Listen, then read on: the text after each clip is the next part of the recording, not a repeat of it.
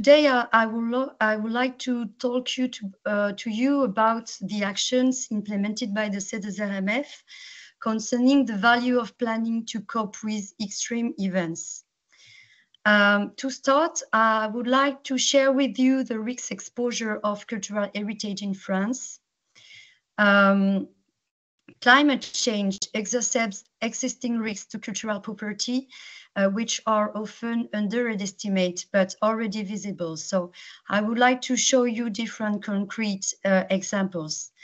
For this one, it's the collapse of the tower of the church Saint-Vincent in Saramon, in the department of Gers, due to swelling and squeakage of clay soils intensified by drought. So that's clearly related and linked to the climate change.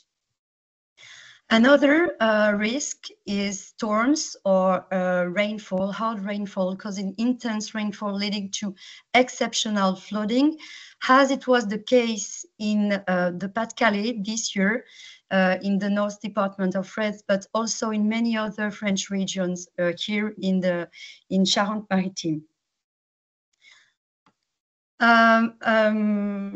Another less known risk is the tsunami phenomena in Mediterranean. Here you have the marine submersion that impacted the Cocteau Museum in Menton in 2018. And tsunami phenomena in Mediterranean had previously been considered unlikely, but the museum remains closed to these days. That's a clear reality.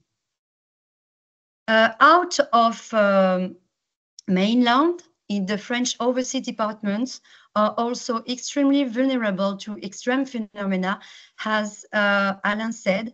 The cyclones here in Saint-Martin impact widely this department.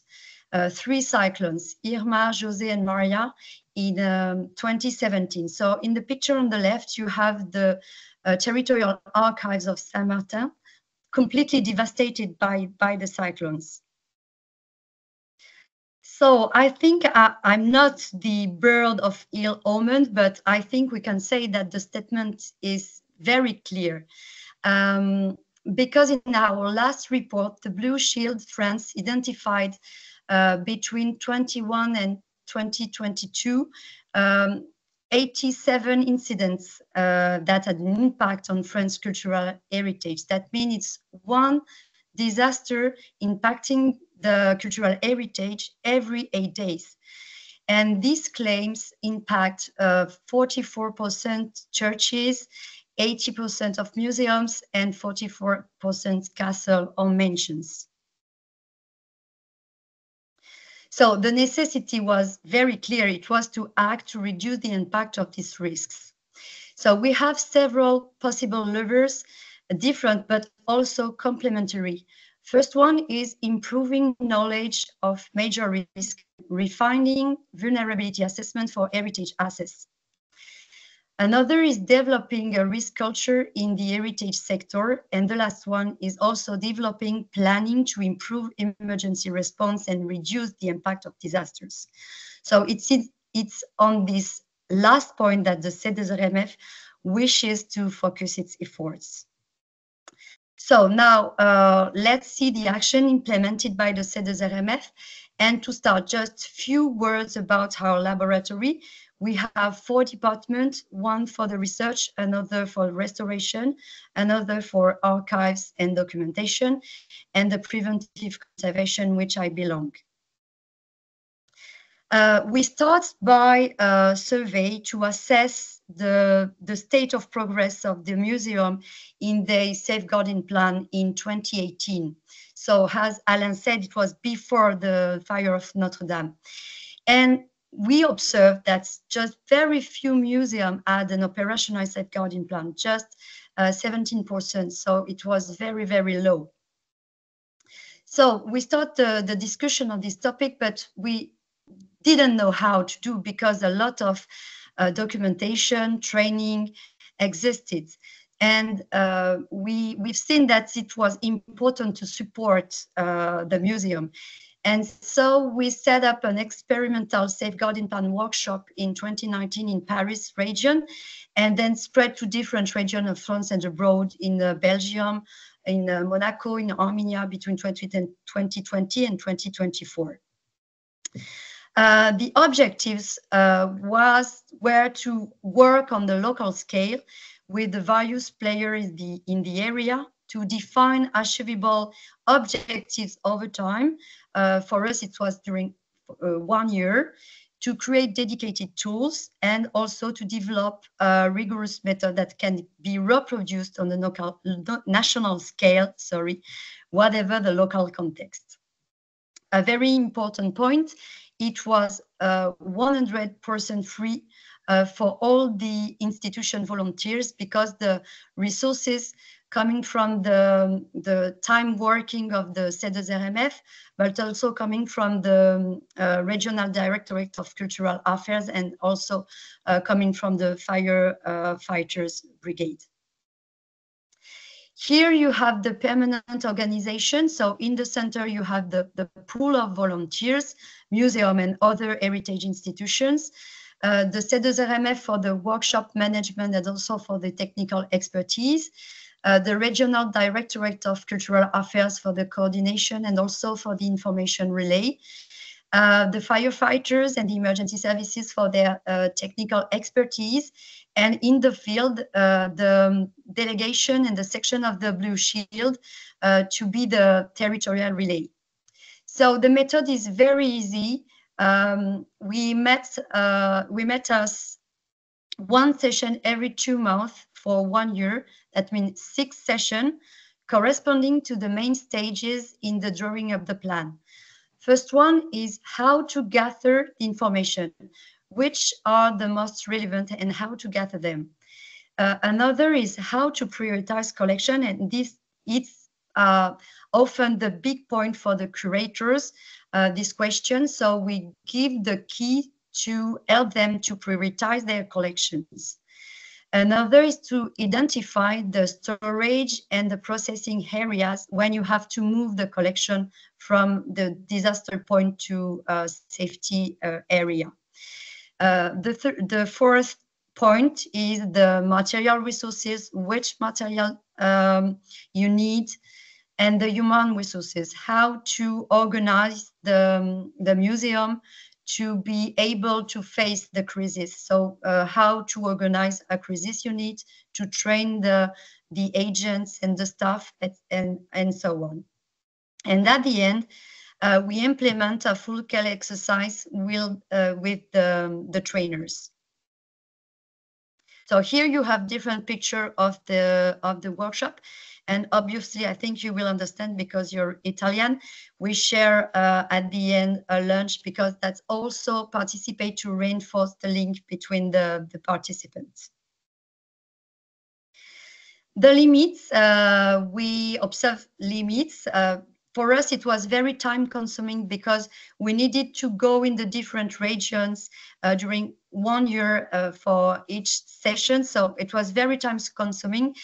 And on the other side, there is this urgent need to implement plans quickly given the current context. So we wanted to extend quickly this methodology, and we've implemented a webinar between 2023 and 2024. And we had 7 registrants and around 2 establishments regularly following the session. So the objective for us was to achieve 50% of safeguarding plan implemented at the national level. What we can keep in mind coming from this first experience and this first action implemented by the CEDES-RMF, the method can be adapted to all cultural establishments, because archives and libraries in France use it for their own specific domain and field. 60 to 80% of the establishment finalized their safeguarding plan within the time frame of the workshop. 200 museums trained in France and abroad, and 700 establishments followed the safeguarding plan webinar. We published the method in the manual in French, in English, and soon in Arabic. And we have also created different tools like a model plan, templates, digitalization and application for a safeguarding plan, and so on. Another action we have done in the C2RMF is working on risk awareness by training, but also by different events. This one was specifically dedicated to flood risk. We also train students coming from the Paris Sorbonne, also Louvre School or the National Institute of Heritage on different module: risk identification, assessment, method for safeguarding plan, but also on specific module like flood or armed conflict. So here you have different picture. Another thing is the cooperation between the France and Armenia. I worked with our colleague, Armenian colleague, during 1 year, and I went several weeks in Armenia to train them in planification. And at the end, we organized with Alain Chevalier two full-scale exercise. One here in the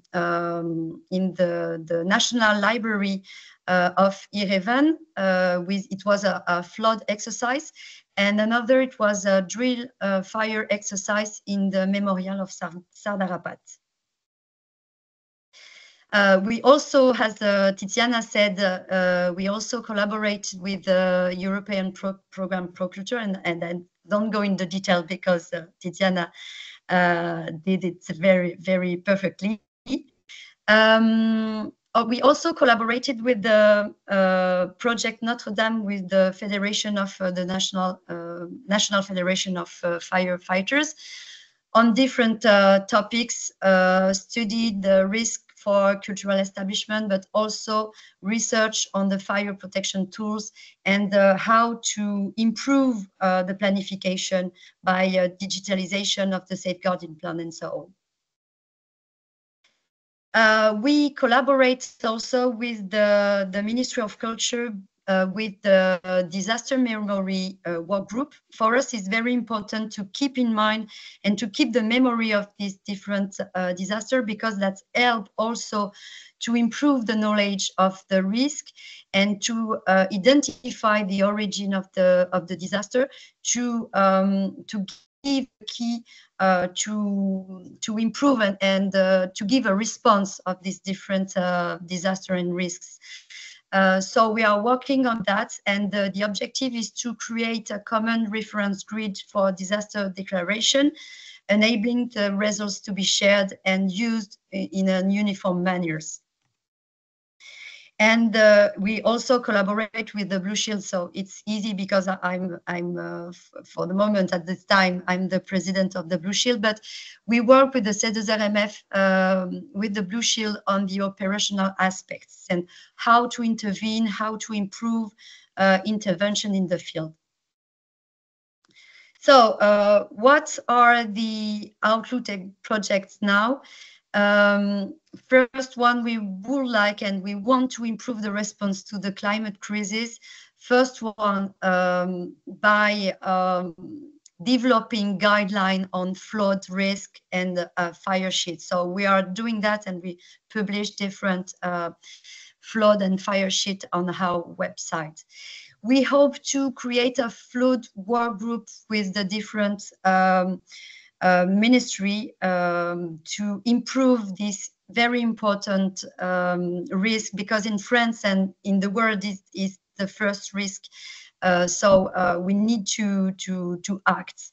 Another thing is to continue to think about means of protection, to continue to raise awareness to the new risks, developing diagnoses and vulnerability tools.